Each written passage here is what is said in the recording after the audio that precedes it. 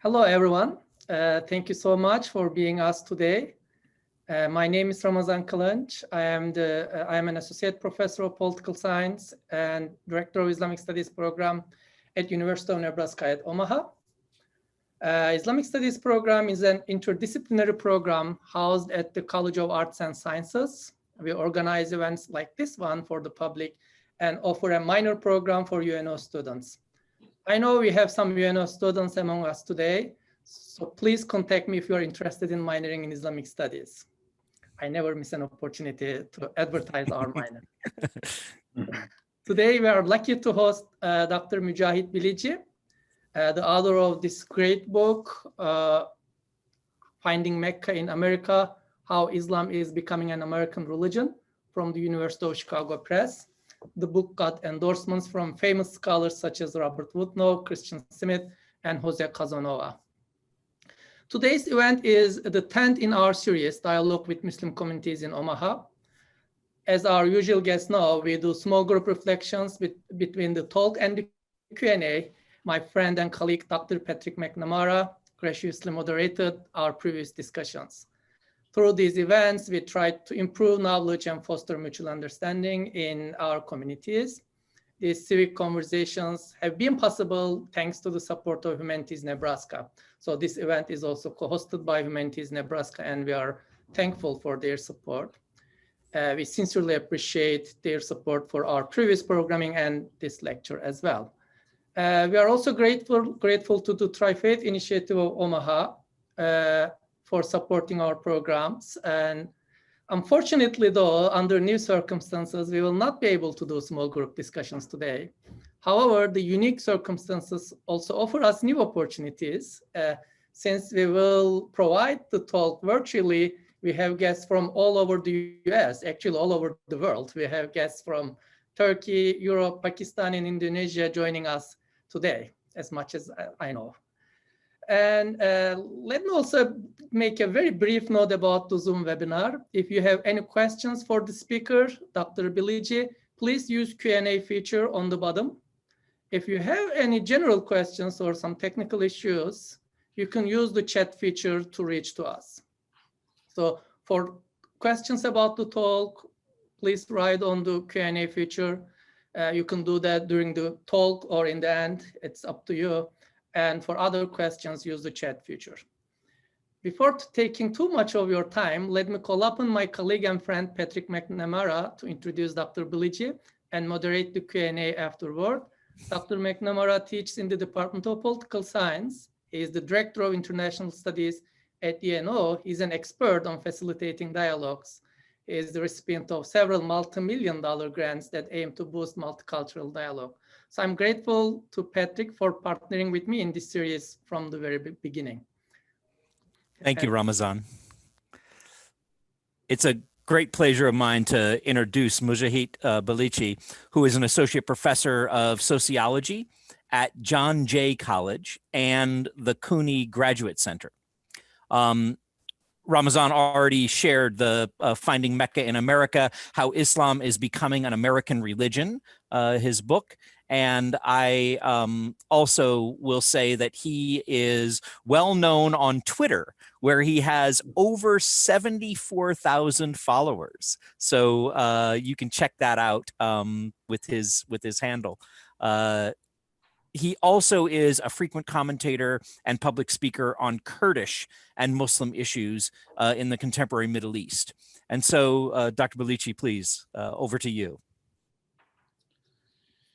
Well, thank you, Patrick. I would like to begin by thanking Professor Kılınç and Professor Mcnamara for the invitation, and the University of Nebraska Omaha's Islamic Studies program for the organization of this talk.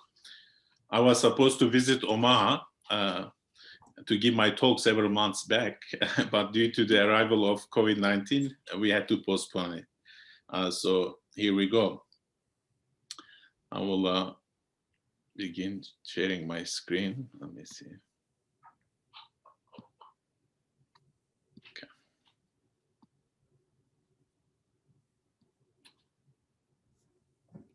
Okay, is screen up there? You can see, okay. Today, I shall talk about the Muslim relationship to American violence in the context of citizenship. Muslims are often associated in the American imagination with overseas wars and terrorism. As such, they are either targets of or combatants against American military might. The domestic ramifications of these foreign encounters are well known. But what is American Muslims' relationship to violence inside America? What status do Muslim citizens occupy within the broader economy of American violence? I intentionally use American violence as a provocative term. Once I reach the end of my discussion, I believe you will understand the special meaning I intend. Perhaps a little exercise will help us here. I would like to show you a picture. You can see some men in the woods. They can be terrorists or they can be patriots. If these men were Muslims and running around with guns in the boonies, they would most likely be treated as potential terrorists, even if they were playing paintball.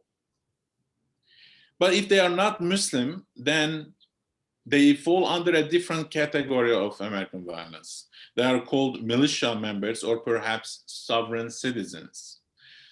Some of them may be survivalists, some could be white supremacists, others neo-Nazis.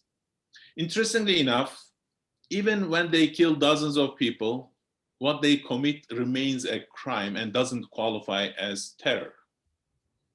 When in 2017 in Las Vegas, a so-called gunman killed 60 and wounded several hundred people in the largest mass shooting perpetrated by one individual in the history of the country, he was not designated as a terrorist because no outside connection could be established. Therefore, his status still remains that of a lone wolf.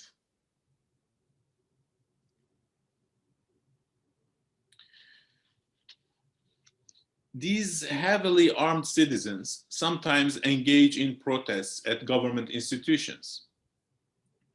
As you can see, these are at a governor's office in Michigan. This is months before the attempted kidnapping of or plot to kidnap the governor. They also intimidate immigrant communities such as Muslims and almost invariably harbor plans to overthrow the United States government. But somehow they do not qualify to be called terrorists. When recently the FBI thwarted a plot by 13 men to kidnap the governor of Michigan, Gretchen Whitmer, we saw more than ever before demands that they be called not militia, but domestic terrorists. These groups exercise a form of American violence and enjoy the privileges of patriotism. Many liberal and progressive pundits noted that had they been Muslim, they would have been treated as terrorists. The hierarchy of the crimes reflects the varying access to American violence. Whether your violence falls under the rubric of terrorism or patriotism is a question of how external you are to the United States. Foreign connection seems to be the determining factor in calling a person or a group terrorist. When patriotism is literally weaponized and turned against Muslims in the form of Islamophobia and white supremacy, what do Muslims do?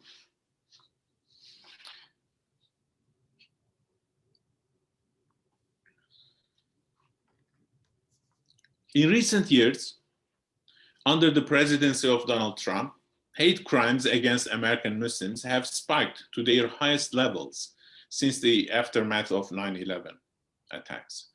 According to Pew Research Center's 2017 survey of American Muslims, 75% of Muslims believe that there is a lot of discrimination against Muslims in the US. While some of this rise is due to the intermittent occurrence of terrorist attacks, it is also connected with the rhetoric and anti-Muslim politics of President Trump and his supporters. The disproportionate amplification of acts of Muslim terrorists, mostly abroad, and deliberate and sustained efforts on the part of what has now become an Islamophobia industry have collectively shaped the public perception of Muslims as dangerous and monstrous. Are Muslims, the average American citizen might well ask, are Muslims really part of we the people? The post 9/11 backlash plays a major role in the ways in which Muslim men and women answer that question. For the answer cannot simply be a subjective affirmation on the part of Muslims. It requires an intersubjective institution of this affirmation in the public sphere. And this means political and civic confrontation. Both government and public sentiment appear to be against the Muslims in their near automatic association with terrorism.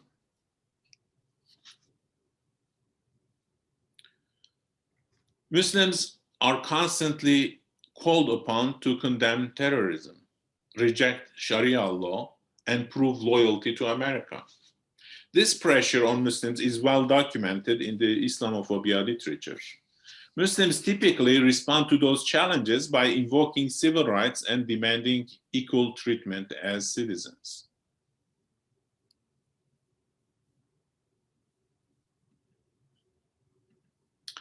A threshold moment arrived on July 28, 2016, when a Pakistani immigrant and Muslim citizen of America, Khizr Khan, accompanied by his wife, emerged on stage at the Democratic National Convention and publicly chastised the then Republican candidate and current president, Donald Trump, for not being a good American.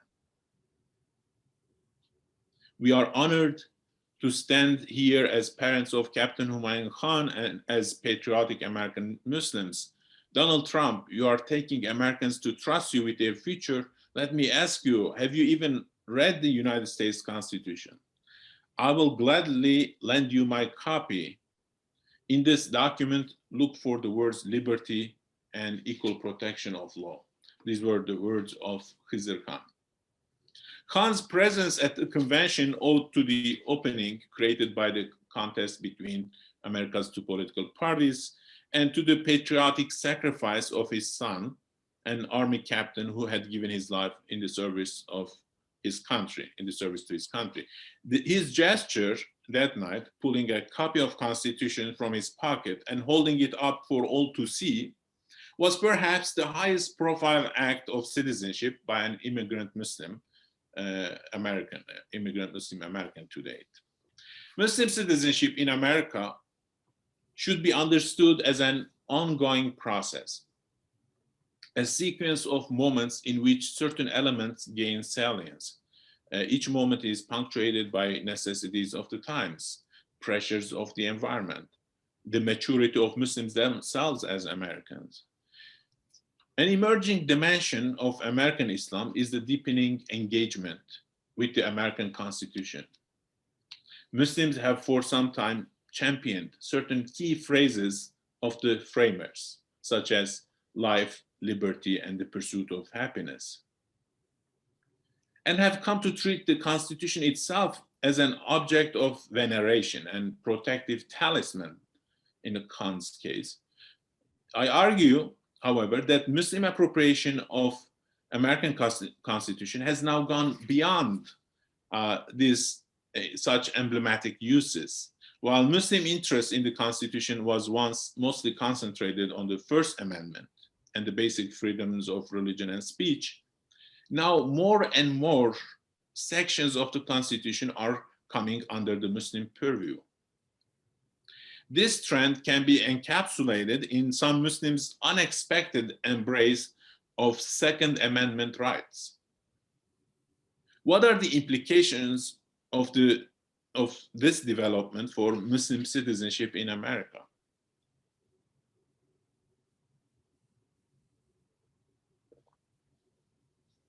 Now, Muslims are faced with new demands of legitimacy, tests of loyalty, and a need for legibility. More and more aspects of Muslim selves come under public scrutiny. The public wants Muslims to prove their loyalty to the nation by becoming legible. Sometimes such legibility is achieved through uniforms. Uniforms hide, neutralize, normalize different selves under a generically legible cloth. The task that citizenship performs invisibly and legally is reiterated visibly and locally by the uniforms. It filters and normalizes Muslim bodies. This is true for both Khan's pocket constitution as well as the hijab-wearing Muslim athlete Ibtihaj Muhammad's fencing helmet. These are the books Khizr Khan published after his public appearance, where American Constitution is celebrated as a sacred document.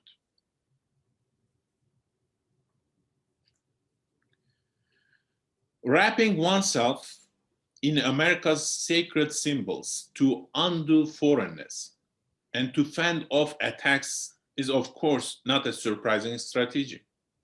So Ibtihaj Muhammad's fencing helmet, adorned like her teammates with a stars and stripes pattern across the face, perfectly and patriotically covers her hijab. A Washington Post profile published in the run-up to the Olympics began with the line, "When she fences, no one can tell that Ibtihaj Muhammad is wearing a headscarf." It goes on to relate that athletes chose this sport because she can compete without compromising her modest attire and so on. So what we see in Ibtihaj Muhammad in such kind of emblematic form is happening on a smaller scale in the everyday performances of many Muslim women who devote considerable effort to combining the standard look of their professions with a recognizably Muslim self-presentation.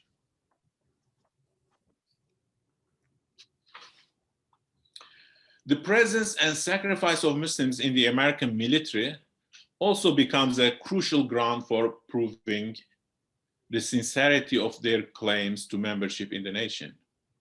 Yet, while his son Humayun Khan was protected by his military uniform and ultimate sacrifice, Khizr Khan, the father, felt it necessary to carry a copy of the Constitution in his pocket, like an amulet against Islamophobia.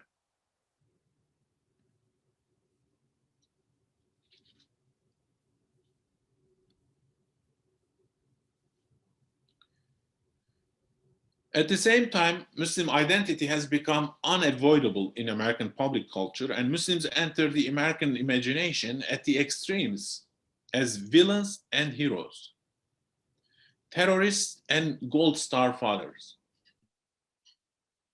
or parents. As Islam continues to be perceived as a threat on the world stage, American Muslims seek to flee from the opacity that draws their nation's wrath and take refuge in uniforms that offer clear assurances of familiarity and belonging. Thus, at the community level, we see a proliferation of Muslim soldiers, Marines, law enforcement officers, nurses, and firefighters stepping forward to represent Muslims.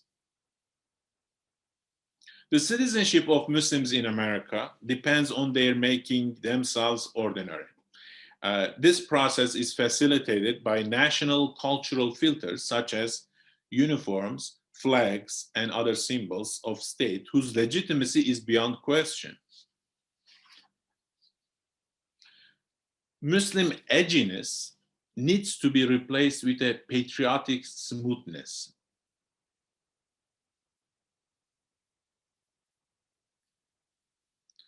Muslims now recognize more than ever before that their survival as citizens depends on solidarity with other minorities, on embracing causes that are shared by the nation at large.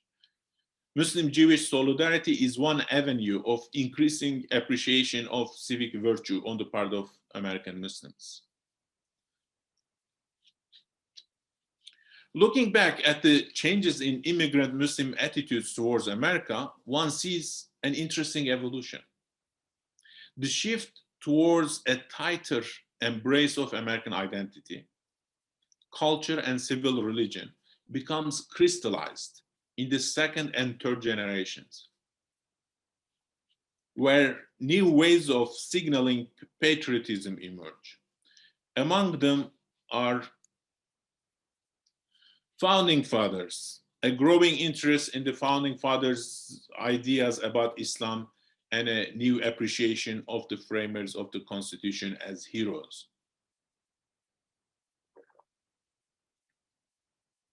References to the studies on Jefferson Quran give Muslims a sense of having been present at the nation's birth.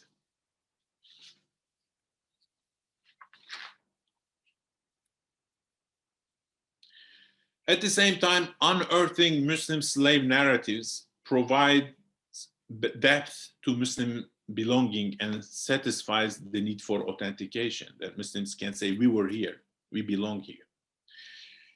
Another topos that reinforces the naturalness of Muslim presence in America is the tendency to equate Sharia with the American Constitution.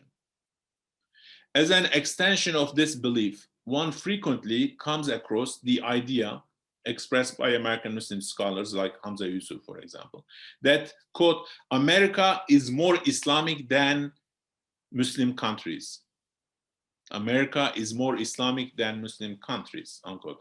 While Islamophobes passionately claim that Islam is incompatible with the US Constitution, some American Muslims argue with equal passion that, quite the contrary, the US Constitution is among the most Islamic of political documents, sharing the ultimate principles that constitute the foundations of Sharia, maqasidul Sharia, ultimate purposes, intents of Sharia.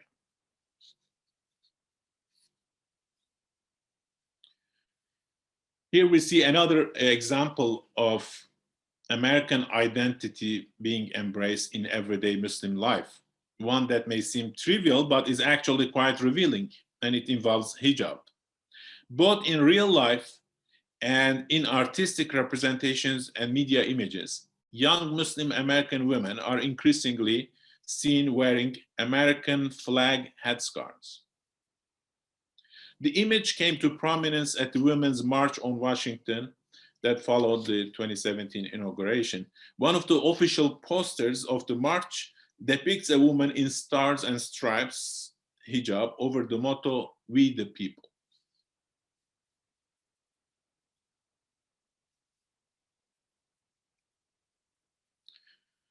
This image is also a powerful representation of the embrace of the flag by different generations of Muslim women. It's very interesting that they are facing the flag on the pole, and the flag is as though it is climbing on the Muslim body. As from a foreign object, increasingly it becomes a garment, and it becomes a, so perhaps the lady on the left merely holds a flag, the one in the middle, the flag is on the shoulders, and the youngest one wears it as a headscarf, as a hijab. In the rest of my presentation, I will focus on two moments of Muslim citizenship in the American context, in the forms of speech and action. Two key concepts of political philosophy corresponding to equality and liberty, speech and action, equality and liberty, or the First Amendment and the Second Amendment. Muslim speech. Here, I want to pause for a moment on Khizr Khan's symbolically powerful act. It represents a different type of Muslim speech, where the addressee, another American, is not merely reminded of the equality of Muslims with non-Muslims, but is chastised with reference to a higher principle, the Constitution. With this and comparable acts of citizenship, Muslims begin to exercise a form of civility that assumes responsibility for the well-being not only of themselves, but of others. Therefore, it represents a shift from being an object of law to being a subject who shares in ownership of the law. It represents a shift in horizon from self-preoccupied victimhood to the other-aware universalism. Rather than begging rights from others, such a speaker participates in the distribution of those very rights. So Khizr Khan's position can be kind of summarized in this way. It's not a position of asking for equality of Muslims, but telling something that involves everybody to the interlocutor. Muslims typically have been limited to a particular type of speech. They either demand understanding from their compatriots or find themselves responding to those who blame all Muslims for the acts of terrorists who identify as Muslim. One may then ask, to what extent is Muslim speech free? To what extent is Muslim speech free? This mode of speech is more like a response to an interrogation than true self-expression. Muslim subjects' entry into public space is preceded by a discursive security clearance, if you will, where they are forced to engage in a kind of speech they wouldn't need or want if left to themselves. The Muslim subject is under pressure to speak in a way that doesn't permit him or her to be authentic. So interrogated, he or she turns into an apologetic, needy, and grateful person who finds refuge in the law, but is not the author of the law. Approached in this way, the law, no matter how progressive and democratic, can only protect the Muslim. It cannot grant him or her what is more valuable than mere protection, a share in sovereignty. To not only speak and demand equality, but also claim the higher moral ground against an interlocutor is, in a sense, the beginning of polemos. Political scientists must be familiar. Polemos, the word polemic comes from there. Instead of self-justification, to chastise the opponent with the universal values of the nation, not in the name of Islam or Muslims, but in the name of American values and Constitution. This is Muslims achieving equality. It is not a protection granted from above by a caring social state, but an equality earned by its bearer as an active citizen. What does it mean to be civil? What is the basis of civility in a democratic society? Being civil is typically understood as being polite and peaceful. People concerned about civility often have in mind the everyday conduct of the self and speech acts. That is to say, challenges to and question of civility are understood as falling within the domain of the First Amendment. Yet civility is not merely the absence of hate speech. It is intimately tied to violence. According to Etienne Balibar, civility is a politics of anti-violence rather than a simple non-violence. A politics of anti-violence rather than a simple non-violence. A politics of civility is no more to be identified with non-violence than with counter-violence that prevents and resists violence.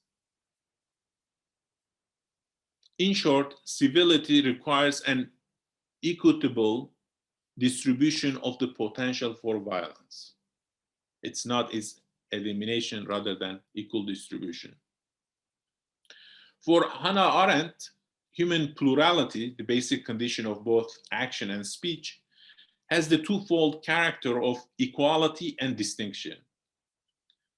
This twofold character finds an articulation in Balibar's conceptualization of equal liberty. Balibar combines them into one word.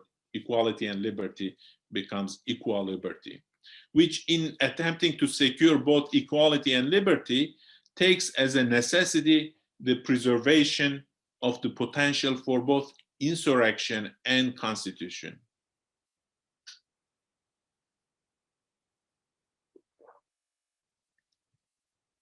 So for scholars like Balibar, Rancière, and Arendt, political participation and willful action are central to the notion of citizenship. Citizenship for them is characterized by the entitlement to public visibility. And in America, that visibility resides not simply in speech, but also in the capacity for violence. For if the polis is the space of appearance in the widest sense of the word, then citizenship ultimately is the right to occupy a corner in the space of plurality, where dissent and conflict are enacted and confronted. This form of citizenship, though built around the notion of the political, has very little to do with the state and a lot to do with citizens encountering other citizens. As Balibar observes, individuals who constitute the people confer basic rights upon one another mutually. Citizenship, thus, is not membership in the homogeneity of the state, but membership in the heterogeneity of the community. Beneath the social contract surface, citizenship reserves the absolute freedom of the state of nature. Some trace of the originary violence is preserved within the law and kept available for the citizens, in case either of self-defense or rebellion against tyranny. That's the case. Many strands of the sovereign citizen and militia movements lay claim to that original violence in their rejection of the later amendments to the Constitution, in their self-identification with the idea of the 3%, the percentage of Americans who supposedly participated in the Revolutionary War. By arrogating to themselves that constitutive violence, they declare their independence from the law. Once seen as the ethical horizon of politics, where equality and liberty stand in a dialogical tension, civility needs to be understood. In this case, we can understand it as citizenship needs to be understood, not as a politics which suppresses all violence, but as one that excludes extremes of violence so as to create a public space for politics. Now, there was a little theoretical detour, and now we may ask our original question once more.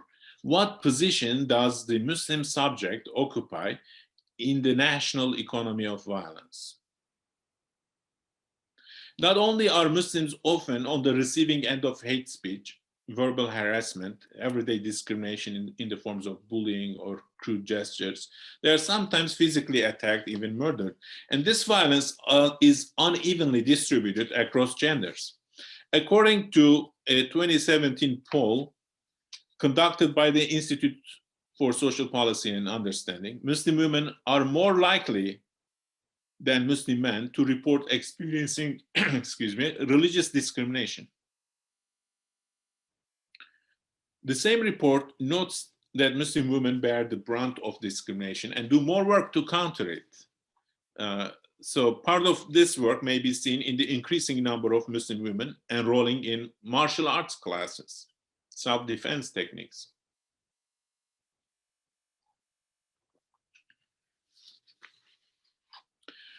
More and more Muslims feel that they can no longer take for granted their safety in American society. And this is not limited to Muslims, actually, African Americans and many other minority groups who might feel the same way, might end up having taking similar measures.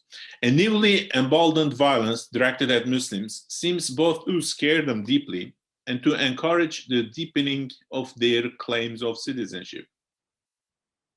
This is reflected in surveys that present two seemingly contradictory facts: that Muslims are subject to the highest degree of discrimination in the country, and that Muslims are more satisfied with the US than any religious group.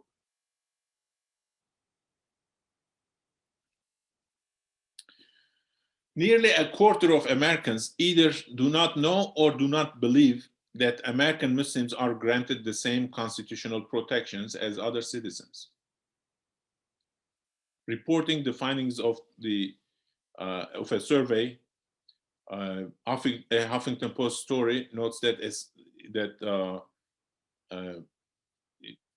this is from Huffington Post, this image. And in other words, a significant number of Americans do not consider Muslims to be part of we the people. The belief that Muslims do not have the protection of the Constitution is linked to Islamophobic propaganda that casts Islam as a violent political ideology rather than a religion. Seeing and presenting Islam as a totalitarian ideology produces two results. First, Muslims fall outside of the fold of the nation and its protections, as in Ramazan's book title, Alien Citizens. And second, violence against Muslims becomes not only legitimate, but a patriotic obligation.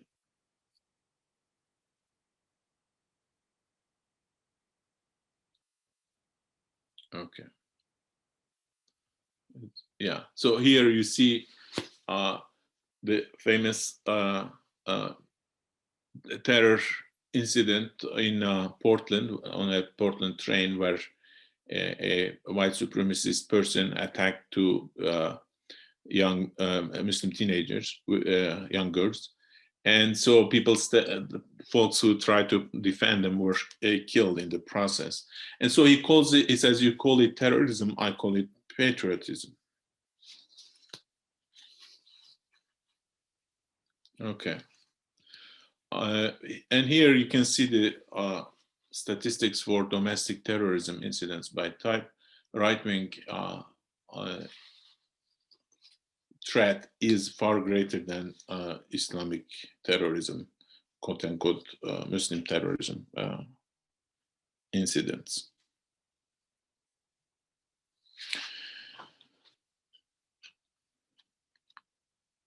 This brings us to an interesting intersection of Islam violence and American citizenship. Although most of the attention goes to the violence committed by Muslims, the overwhelming majority of acts of violence, domestic terrorism, are committed by right-wing citizens.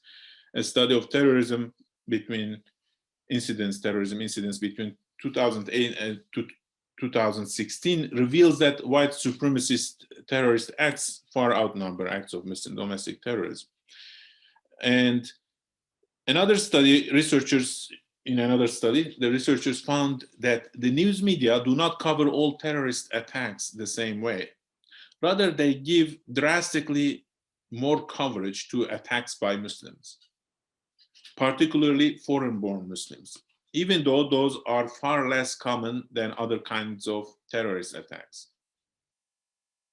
So when does violence get labeled terrorism? The same study supports the idea that people are more likely to consider an attack to be terrorism when the perpetrator is Muslim. It seems that the Muslim citizen is squeezed between, on the one hand, the external and externalizing phenomenon of terrorism, and on the other, the threat of Islamophobic violence. Where in these conditions does the path of Muslim citizenship lead? Accused of terrorism and threatened by guns, do the regular Muslim citizens of America perhaps see gun ownership and the assurances of the Second Amendment as an avenue of self-preservation? The notion of Muslims with guns does immediately strike one as dangerous. It is unsettling to think of a Muslim celebration of the Second Amendment. Far from patriotic, it sounds like a dangerous combination. Here we face an interesting dilemma, a conflict between two violences. Which equation is true? Muslims plus guns equals terrorism, or Muslims plus guns equals to patriotism. The idea sounds dangerous, of course, only because the Muslim relationship to violence is conceived and imagined within the framework of terrorism. Meanwhile, terrorism perpetrated by non-Muslim American extremists is most often depicted simply as violence or crime and balanced against an accepted norm of responsible gun ownership. Nevertheless, the second and third generations of immigrant Muslim families become more confident in their embrace of American values, and that includes gun ownership. Now, this is there was another incident of, there was a plot to attack a mosque in Florida, and as a result, Hassan Shibli, a 29-year-old Muslim civil rights attorney who works for CAIR, Council on American Islamic Relations in Tampa, Florida, says, unfortunately and very reluctantly, this past year, especially with the dramatic increase in anti-Muslim hate crimes that followed Donald Trump's rhetoric that demonizes the American Muslim community, I felt it necessary for my own safety and the safety of my beloved ones to start carrying a weapon at all times when possible. This is Hassan Shibli with his gun. If white Christian Americans can publicly embrace the Second Amendment, Shibli says, it only makes sense that Muslim Americans facing ever-increasing Islamophobia should embrace it too. This initially reluctant embrace of guns gradually turns into a matter of pride and patriotism. Making a virtue of necessity, Shibli goes on to say, I am a proud American citizen. I have been raised in this country. Unfortunately, what we have often seen is sometimes American Muslims are actually shying away from both their First and Second Amendment protected activity. You find that some American Muslims are literally hiding their identity, changing their names because they are afraid if they express their First Amendment protected activity, if they express their faith or their political views, they will be targeted by the government, they will be targeted by hate crimes. Basically, myself having a firearm here, keeping one in my office is no different than any American business owner or leader or person, regardless of their race or religion, who may exercise their Second Amendment protected rights to carry arms. It is what we do as Americans. It is part of our culture and tradition, for better or for worse. So that was a direct quote from Mr. Shibli. Interestingly enough, there are de facto gun controls targeting Muslims, multiple gun stores, shooting ranges, have declared themselves Muslim-free and refuse to serve Muslim customers. There are many instances. I'm not going into details, but this particular one is interesting. They say Muslim-free gun store, it sells ISIS hunting permits and firearms lubed with pig fat. So the story between, Islamophobia and pigs is something worth writing on. I'm kind of entertained by that. The use of pig in deterring Muslims. Okay. So as anti-Muslim bias rises across the country, business owners who want to ban Muslims, they feel emboldened. And we see such stories. Now I want to conclude with an interesting encounter between a supremacist individual and a Muslim community member. A story reported in the Washington Post in September 2017 is illuminating. When a Texas Muslim community mosque is visited or rather threatened by armed militiamen who want to inspect it for pro-Sharia and terrorist activities, a confrontation ensues. While all the immigrant community members prefer non-engagement and silence, they are scared basically, an American-born young Muslim thinks otherwise and goes out and confronts the armed men. They agree to meet later. Here is what the newspaper says happened. I recommend everybody read this story. It's a long, very telling, I think, very illuminating report. The two men drove to an isolated parking lot of Highway 45, a midway spot between their adversarial existences, to try to settle their differences. Meet me at the Dairy Queen, David Wright, 44, had suggested. Ali Guri, 29, obliged. They each brought a friend and they each brought a gun. Wright climbed out of a Ford Lobo wearing a black sleeveless t-shirt and baggy blue jeans tucked into cowboy boots. Guri stepped out of his Toyota Corolla. He had spiked hair and wore a red shirt that matched his red Converses. The first time they met was 5 months ago when Wright led a group of men to Guri's mosque and accused them of supporting terrorists. Wright and the few dozen who came with him were armed with "Stop the Islamization of America" signs and assault rifles. There is an organization called Stop the Islamization of America, a well-known Islamophobic group. Guri, going against the wishes of mosque leaders, walked up to the protesters with a defiant message. And I quote, "I have a weapon, you have a weapon, I am not scared of you." Here is my conclusion. Muslim citizenship in America reaches a new level where it not only seeks equality, but also asserts its liberty. If First Amendment Muslim culture is interested in freedom from limitations and is indebted recipient of American sovereignty, Second Amendment Muslim culture reaches for the liberty to exercise that very sovereignty. Taken together, these two tracks of citizenship represent a striving for what Balibar calls equal liberty. American Muslims seeking to have both equality and liberty together are engaged in two complementary modes of citizenship: citizenship from below and citizenship from above. Citizenship from below is the condition of the subject citizen, the citizen as someone who is subject to the law.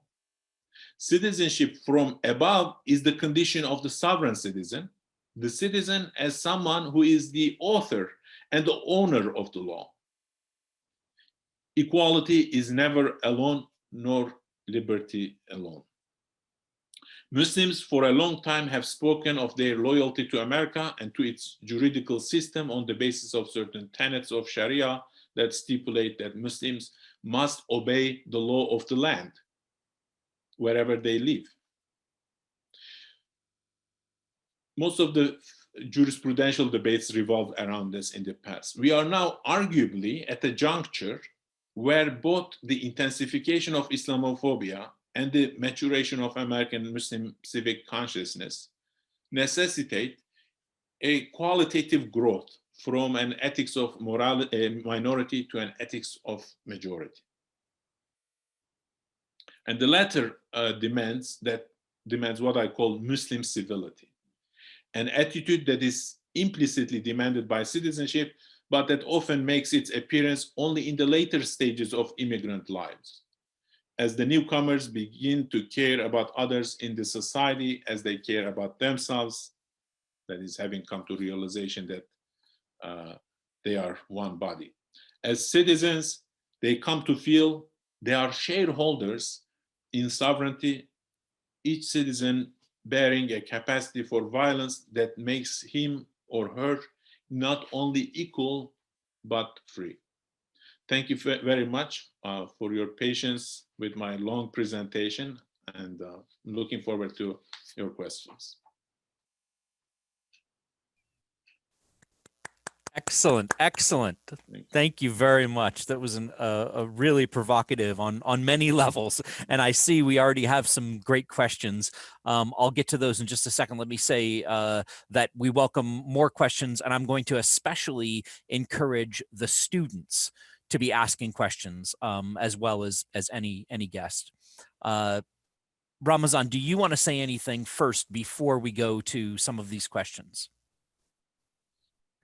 No, thank you. I think we can go to the questions directly to use the time better. Great.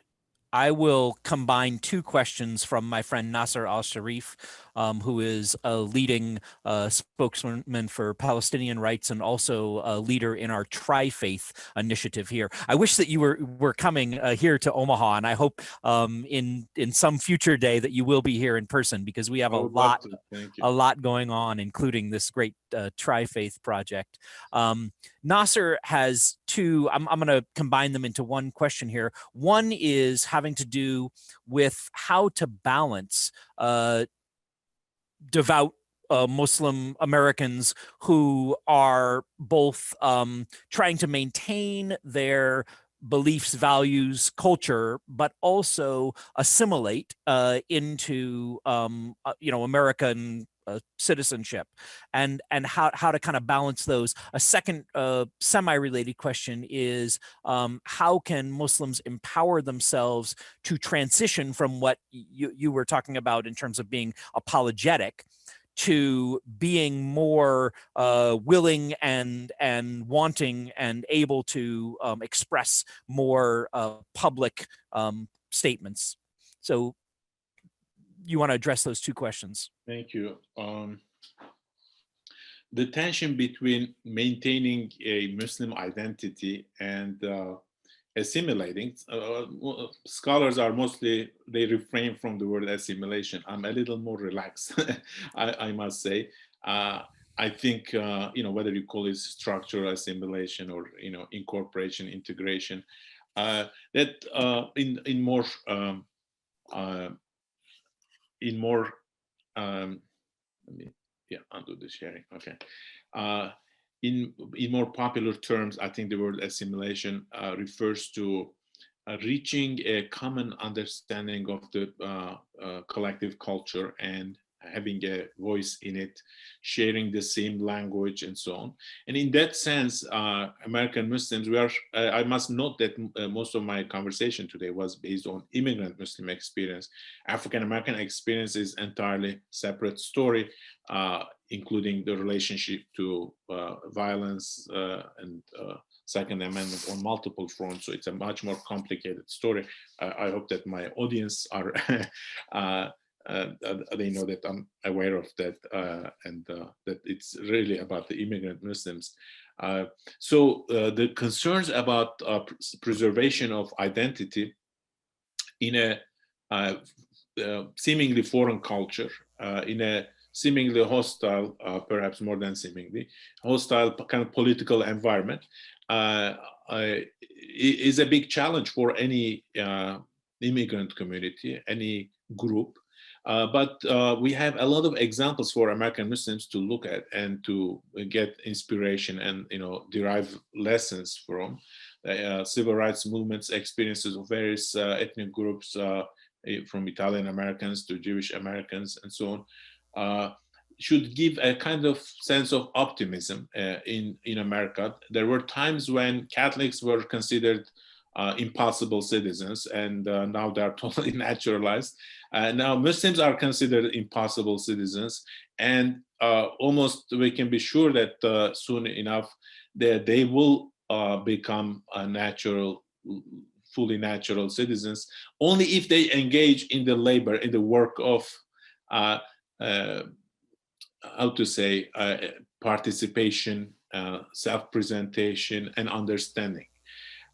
This involves, of course, ulama, Muslim scholars, who can interpret and translate certain notions of American politics or culture. For example, this correspondence that people try to establish between Sharia and American Constitution is an important work in that direction, because suddenly you discover, oh my God, I am living in an Islamic environment and my obedience to American law is obedience to God, and we are free. Freedom of conscience is secured best in this country than in Saudi Arabia or in Iran or in Turkey. This realization suddenly makes Muslims feel at home in American context, while they feel totally justified in thinking, I'm maintaining my identity. In terms of how to empower Muslims to transition, I think Muslim communities should give more space and powers to new generations who have better literacy, and they can see better both sides in terms of the culture that is, heritage of parents coming from overseas and the American context. So when you look at the community leaders in American Muslim community, they are mostly people who have this double capacity, people who are fluent both in Islamic knowledge. Often tradition boils down to having a strong Islamic knowledge, and American cultural literacy, that you can engage in conversation with non-Muslim Americans and talk to a new generation of Muslims in a language that's not foreign. That there is no accent in your speech, for example, and so on. If you go back maybe 20 years ago, most of Muslim representation was by immigrant people who didn't know the culture, and they probably caused more trouble than help Muslims when they were speaking on behalf of the community. Today we have Muslim talking heads, pundits in the media like Wajahat Ali. We have Muslim people in mainstream, national media, and the picture has become much more sophisticated. And so there is a lot of reasons for optimism, I think, for American Muslim community in terms of naturalization or normalization of the identity. Certainly terrorism overseas and occasionally maybe domestic incidents might have negative impact on that process. But it creates opportunities. It forces, as I said during my presentation, it forces Muslim community to engage with the wider world of American society. Thank you for that answer. One of the things that Matt Sutton is asking about is the kind of homogenous Muslim Americans versus a more distinctive origin, sex, religious commitments. And when you talked about American Muslims as a whole, you don't make a lot of those distinctions. He's using an analogy with the Latino or Hispanic community, which is often put under one big umbrella, but there are so many different sort of subgroups within that umbrella. So I guess, do you think that the way that you're using in this academic term Muslim Americans sufficiently differentiates all of those subgroups within that umbrella? Absolutely, it doesn't, but it is justified. Okay, why? Because all identities are relational. Identities are formed. It's not just only about you. The interior can be further fragmented into subspecies, and certainly when you look closely, you discover, oh my God, there isn't really an American Muslim identity. There are tons of ethnic groups, different religious kind of understandings. But when we are talking about a community that is in part, and that's for certain moments this is more prominently so, they are constituted in their relationship to a larger public. So sometimes even non-Muslims are caught in Muslim identity. If you are Sikh, for example, you are wearing turban, you have beard. Orthodox Jewish woman and her daughter were once attacked in New York City because they were presumed to be Muslim. So Muslimness here, of course, there isn't a fully stabilizing identity for all Muslims. Nevertheless, the relationship to non-Muslim majority encourages a kind of common identity. And when you talk about, there are levels, like, you can do macro analysis, of course, you have to sacrifice a lot of micro level stuff. So, once you are aware of this fact, then you can make general statements, as I do, without committing much crimes, intellectual crimes. But certainly, if you look into the interior of American Muslim community, African American immigrant divide, we have converts, we have South Asians, Arabs, and African American experiences are very different. It can be very different. People's attitude towards America, their backgrounds kind of creates a particular sensibility towards embrace of the new identity. Shia and Sunni Muslims, their attitudes are can be very different. Muslims, Sunnis might be always reluctant because there is this confrontational attitude towards Western countries. But Shia Muslims, based on my research in Metro Detroit area, Shia Muslims are much more interested in embracing American identity. They will call themselves, American Islam. They will call it more explicitly American. Nowadays, everybody is doing that, but you could see that distinction in the mosque names in Metro Detroit area. So certainly there is diversity and plurality, and I guess then it needs to be broken down further by others.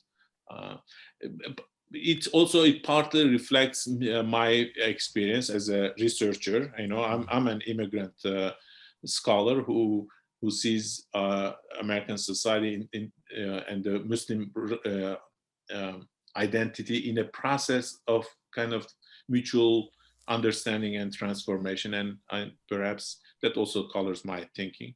But I'm aware of the the diversity. And just to say that we have in previous lectures highlighted some of that diversity within American Islam. The question I want to ask may ask you to tread on a little bit of thin ice here and get into politics of the day. How can President-elect Biden's leadership undo some of the Islamophobia that was produced by Trump's presidency? More so, how can this leadership deter any violence and promote more preservation of Muslim identity in America? First, I think institutional transformation, undoing some government policies, is going to have a huge impact.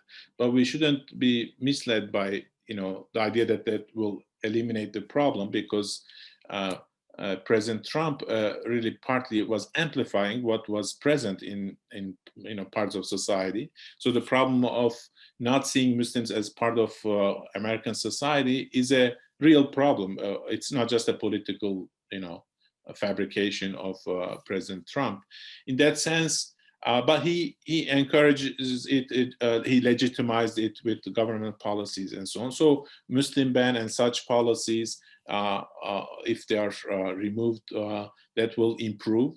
And I think Biden administration, future Biden administration, can employ more Muslim figures, and there are plenty of young Muslims who can take part. Muslims actively supported a large number of Muslims. Obviously, there are Republican Muslims as well, even Muslims for Trump. We have seen, at least in the past. So, but American Muslims played a key role in the success of, I think, Biden. And so, even if he does nothing special by not drawing on Islamophobic discourse, not using it, that's a great relief for American Muslims. I think the burden is on the shoulders of Muslims mostly, I would say, in a government like Biden's. And, yeah. You seem to indicate there that you think that there are more Muslims who either identify as Democrat or who supported Biden. Do you have any figures about the breakdown of American Muslims as Republican or Democrat or independent? I don't have the exact numbers. I think ISPU released a recent survey. Maybe those who are interested can look into that report. But I would say overwhelmingly Muslims are leaning towards Democrats, although conservative impulses might draw them, and some of them, and in the past certainly a significant portion of American Muslims, towards Republican Party. Thank you. Yeah. So there is that, generally speaking, they are more leaning towards Democrat, I would say, for sure. Another question has to do with the way in which a lot of the pictures that you were showing had Muslim women in which they were, maybe wearing a hijab that had a U.S. flag on it, or how does the symbolism of loyalty that you mentioned play into how Muslim women are depicted? And let me go a step further and ask, do you think that there is any fear that either on a national level or even on a state by state level, there might be a hijab ban of some kind, like we've seen in France and other places? I don't expect a hijab ban in the United States. We are a better country. We can be patriotic here in terms of freedom of religion, despite lapses in politics by some politicians. I think it's very difficult. Obviously, if we were, okay, I have to be careful. If there were another 4 years of damage, that could be a possibility. So I am not ruling it out entirely, but it's very difficult. United States has greater constitutional guarantees in that regard, and I think judiciary, despite executive and legislative branches, judiciary would be always more likely to protect Muslims in that sense. Hijab flags are a significant phenomenon, and I find it fascinating. It basically makes hijab invisible, and it's a way of showing loyalty in one sense, but it's also you are identifying two sacred things, because religious Muslims who are wearing hijab, they see it as a religious requirement. It has some significance, spiritual significance and meaning. And American flag has that kind of significance for Americans, including Muslims. And so making them overlap, creates a protected zone, so to say. In that sense, it's a strategy of survival, perhaps initially like that, but then you start to identify, very much like Muslim encounter with American law. You are victimized, and then you discover laws are protecting you. You say, my God, these are sacred things because they allow me to be a Muslim, to perform my duties to my Lord, and so on and so forth. So you start to respect the law. And I think that back and forth tension is a productive tension. Citizenship is not something assumed. It doesn't stick to you. You have to have need for it. It's like a magnetic pull on your part, and the rights then stick to you. If you don't have that subject attitude, active neediness as a citizen, those rights are not going to be relevant to you. So Muslims are suffering. As they suffer, they become American. And is that a Muslim story? Not really. Other communities had passed through similar experiences. Mm-hmm. Do you have any statistics about women, Muslim women, and either harassment or any kind of crimes targeting them? I think, yeah, in the numbers were 68. Well, okay, I don't want to make a mistake, but the numbers for women were more than men in terms of, experiencing harassment and or assaults. Because Muslim women, I don't have the exact number. I'm not good at numbers. Don't ask me. Okay, this is the last. Yeah, I'm not. I'm more qualitative sociologist. Oh. I'm not good at numbers. So, because Muslim women are more visibly Muslim than Muslim men. Right. And can pass as something else, but Muslim women don't have that liberty, and that really places a lot of stress and burden on Muslim women. So we can list examples in incidents, but as at a more general level, Muslim women attract more bad behavior from people who might be soliciting Muslims to express their dislike of Muslims, or hatred or whatever, or sometimes it can be triggered just at the moment. It's not like people are looking for, maybe. In that sense, hijab is appearing as a foreign element, and it's very important to normalize it in the eyes of non-Muslim Americans, and that's happening. It's happening in civil society, in the media. At some local TV channels, they hire hijabi young women, Muslim women, as a anchor or something. Those kind of things, I think, will gradually make it totally normal. One of the themes of that you've come back to is this kind of Second Amendment Muslims, and I'm particularly intrigued by that. And we have a question: do you think that this embrace of Second Amendment rights in Muslim American communities has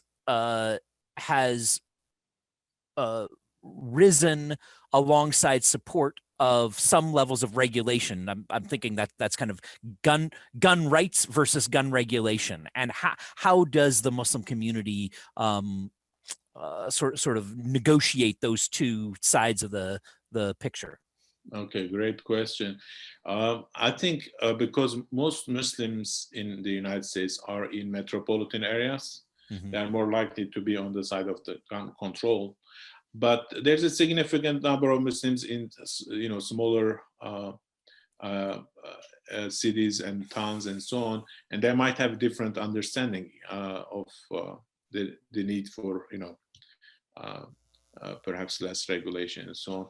So I would say mostly Muslims will be on the kind of liberal, progressive, attitude towards guns.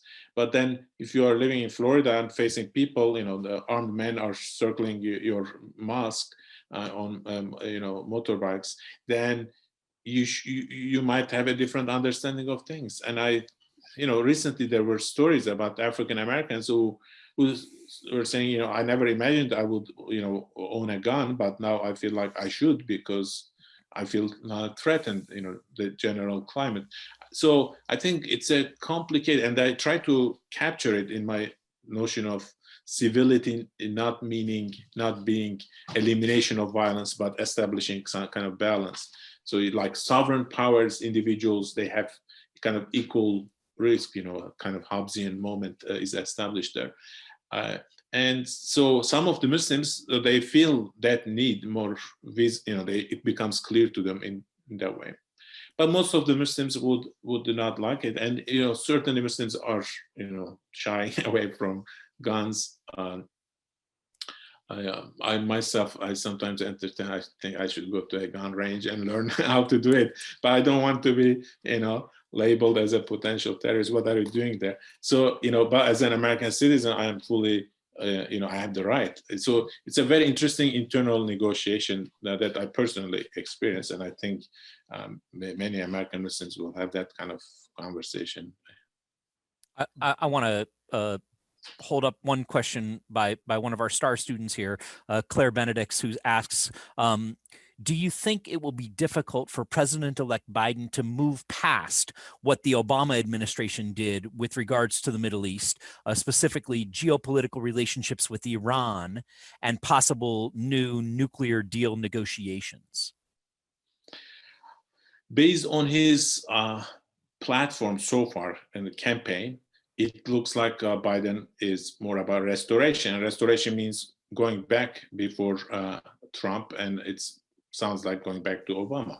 So at that level, I think we shouldn't expect much difference. But, and that's important, you know, there is always unpredictability element, not only who gets elected, but also the person's character might find expression, you know, once they have the powers of presidency.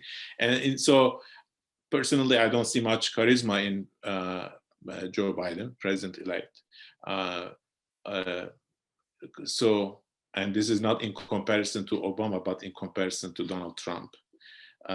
So I don't expect much difference. I think he might go back to Obama era policies as a reasonable middle ground.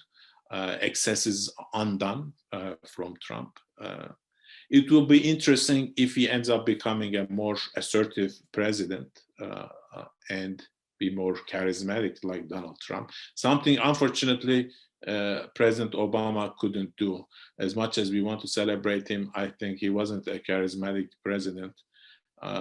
He was kind of restrained by his, you know, Black identity and prevented him from taking, you know, some acts that could be perceived as radical or, you know, but yeah, so that's my understanding of Biden policy. So Middle East politics will be more, I think, based on expert opinions. It will be more bureaucratic, it will be more mainstream American institutions at work rather than the whim or the feelings of a president the way it was under Trump.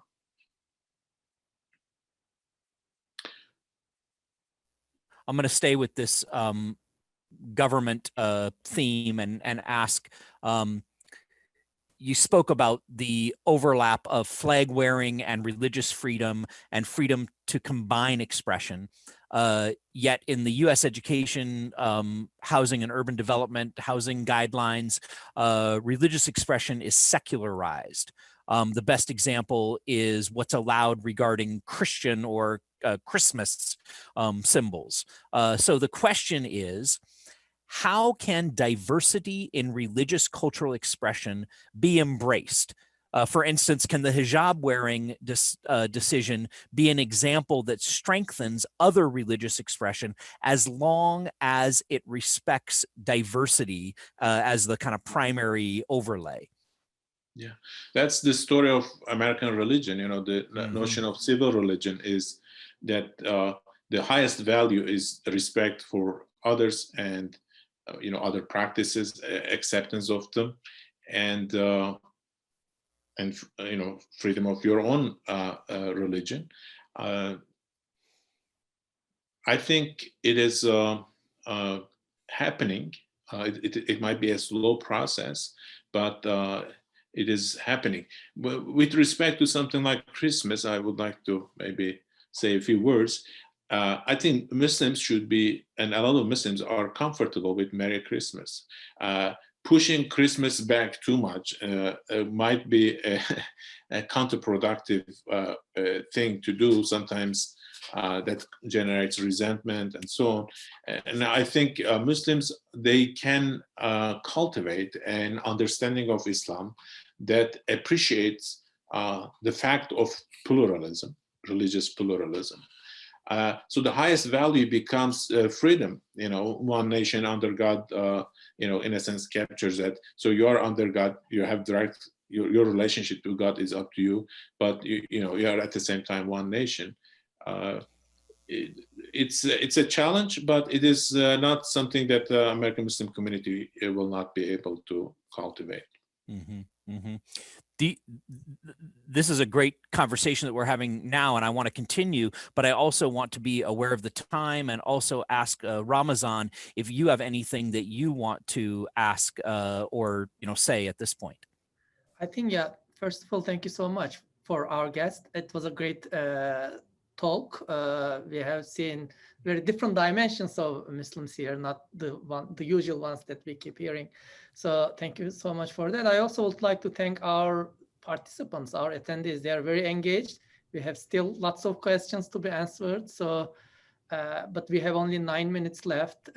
So I can let, I don't know, we can try it if it is okay with you.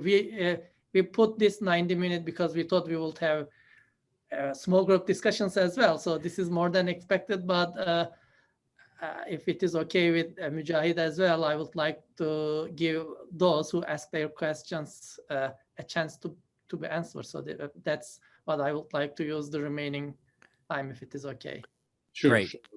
Okay, then yeah, we can just go ahead and try to answer some of the questions as well, because this is really, I feel that we are in a room at UNO. So I'm really appreciative of our participants' engagement with the talk and their questions. So yeah. One of the things that I just want to say, a few questions we've had. This will be posted. This talk will be posted at a later time. It may take us a while to put that together. Ramazan, where can we find it when we do post it? We will post this the YouTube link. We will post this on YouTube and post the link on our Facebook page. There was also one of the questions was asking a reading list. One of our guests is asking, is it possible to get a reading list? If you would like to provide a reading list, Mujahid, we can also post those reading lists under the video, the YouTube video. And we can send an email to those who registered for the event when it is available. It should be available within a week or so. Great, thank you. So I'm going to take you out of the strictly American context, and one of your other areas of expertise, of course, is Turkey and Kurds in Turkey. One question we have is the expectation or demand that Muslims show their loyalty here in the U.S. May look like in Turkey, where the Kurdish people have to show their loyalty to the state in some demonstrative way. What do you think of that analogy between what it means to be a good American and what it means to be a good Turkish citizen? Yeah, interesting question. I should think perhaps a little, well, I constantly think about this, frankly, because this question of civility, capacity to have ownership of the, become a shareholder in the sovereignty of the country is, I think, crucial. And that is a possibility in the United States, because the United States is a better democracy than Turkey, where it's more ethnically defined. In Turkey, it is less open to such. I'm not saying it can't change. I strive personally to change it, and with my contributions, and I hope that eventually Turkey is going to evolve into a better democracy. But United States is more open to such an accommodation. So where good Americanness makes you equal, despite some little troubles, in Turkey that door is not opened. The demand for good Kurdishness in Turkey takes the form of kind of embrace of Muslim identity or Turkishness as the ultimate identity. So Kurdishness has to be downplayed and marginalized and preferably forgotten. If you refuse your Kurdish identity or ignore it, you gain equality in Turkey. Turkey is not a essentialist, it's not a racist state, but it's despotic in its demand for adoption of Turkishness as the dominant identity, as the only identity. So it's not a kind of, it's not ethnic racism, but it's a kind of political despotism in that sense. So Kurds have to deal with it. In the United States, we don't have, people talk about, of course, dominant culture and so on. But the United States has already embraced a lot of diversity and so on. Muslims are just another member of that, around the table, multiculturalism and so on, have been much more mainstreamed in American society. So I find it more benign attitudes towards pleasing the public in America by, identities that want acceptance, trying to be a good American is less of a loss of dignity, in my opinion. As long as you have this second element of sovereignty, that you are also capable of Second Amendment in a sense, that you are owner of the law, not just subject of it. That's why I pay attention to that kind of thing, because in the Kurdish story, what I see is that Kurds are always protected, and they are asked to be only demanding for equality and obedience and things like this. The Kurds are not shareholder in the sovereignty of the nation in Turkey. And so in that sense, I say they are a little different stories, but in terms of the role of insistence in becoming the owner of the state, the constitutive power, Kurds need to work. They need to force Turkish public to accept Kurds as not a minority, but as shareholder as the second party of the sovereign nation. So I think there is a significant difference. We have a country of immigration, we have a ethnic cleansing. So it's Thank you. That's very from each.